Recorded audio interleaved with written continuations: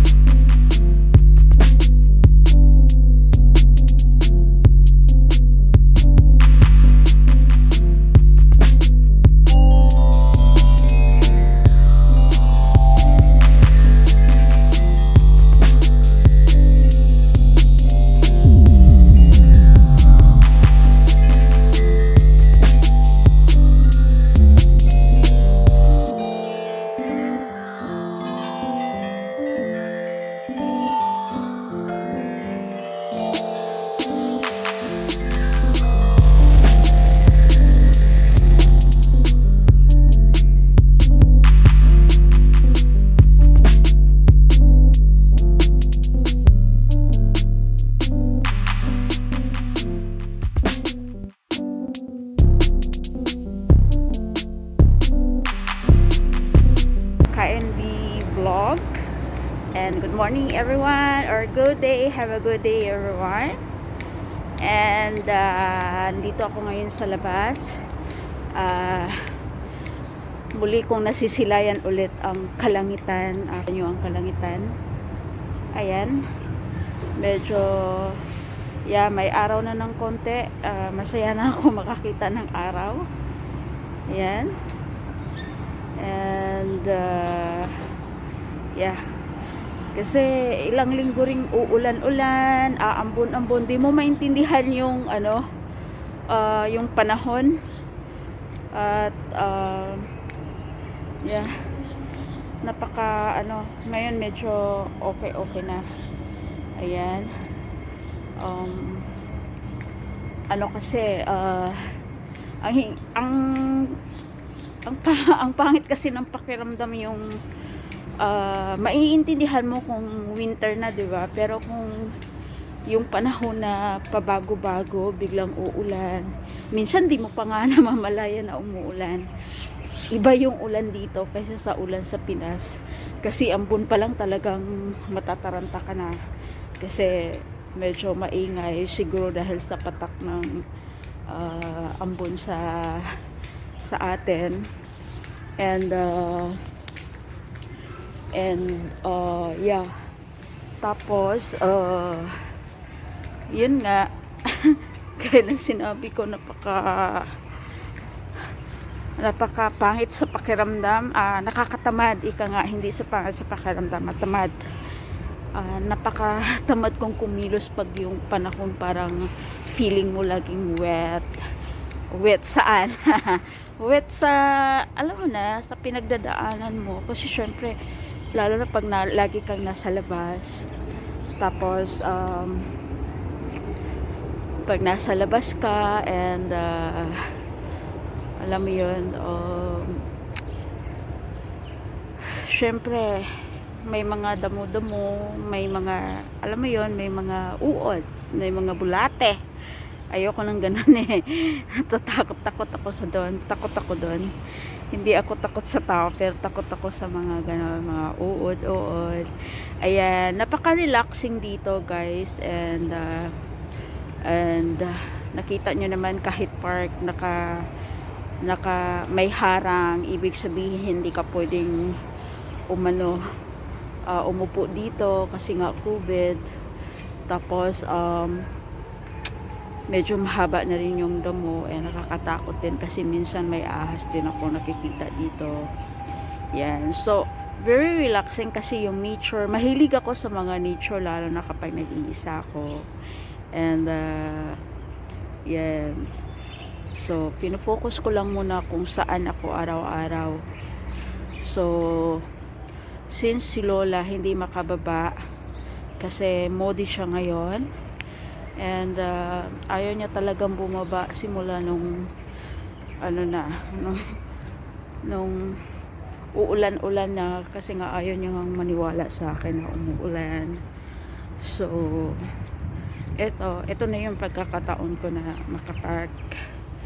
makapag video man lang, pero kasi alam mo na sa trabaho natin, not all the time na makapaghawak ka ng phone.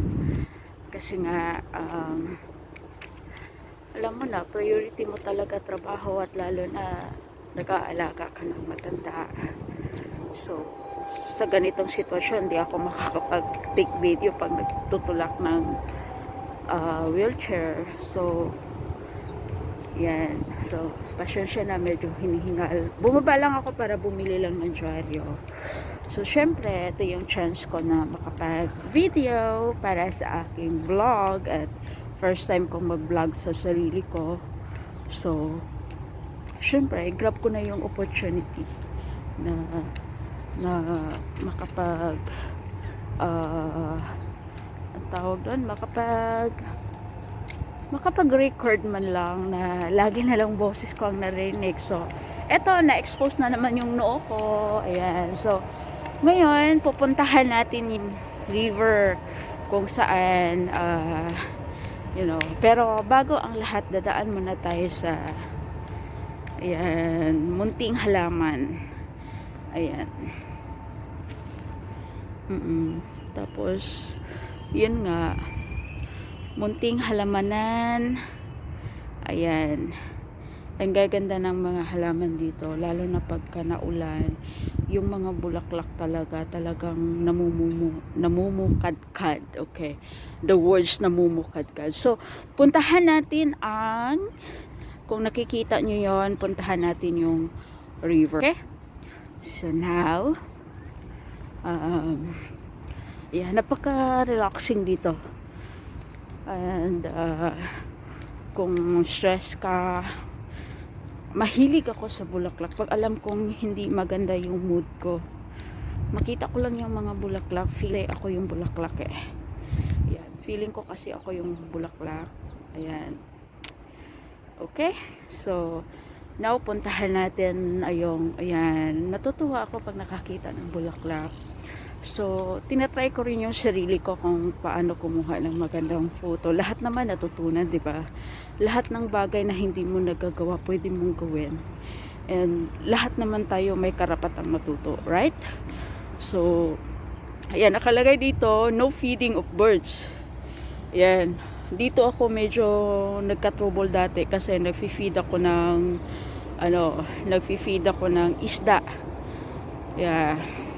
Kasi bago ako napunta dito sa Singapore, mayroon akong maliit na aquarium. So since nagpunta ako dito, nawala din yung aquarium ko. So may naglilinis ng dito. May naglilinis ng tubig. Kasi nga pag naulan dito, kulay brown na siya. Yeah, kulay brown na siya. And nakikita niyo yun, may naglilinis. And now may mga isda hindi lang kasi klaro kasi yung tubig gumagalaw dahil sa bangka, and then nagiging nagiging ibang kulay na siya. So hindi ito dagat ha, itong tinatawag nila na ilog. Pag naulan dito kulay brown kasi burak yung burak yung ilalim ata. Pero kapag maganda ang panahon, next time sa vlog ko, ipapakita ko sa inyo yung tilapia, may mga dalag pa nga dito malalaki. So napaka-amazing yung ilog dito, kailang bawal yan, bawal din ang fishing dito kasi may multa, $5,000. So yan, so tayo na guys, uwi na ako kasi medyo matagal na ako. So yan, so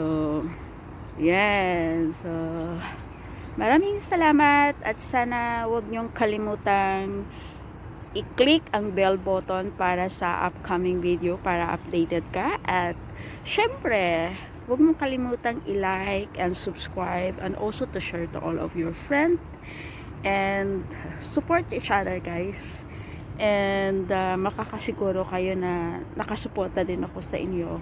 Support from the bottom of your heart so that everyone will grow, and have a nice day.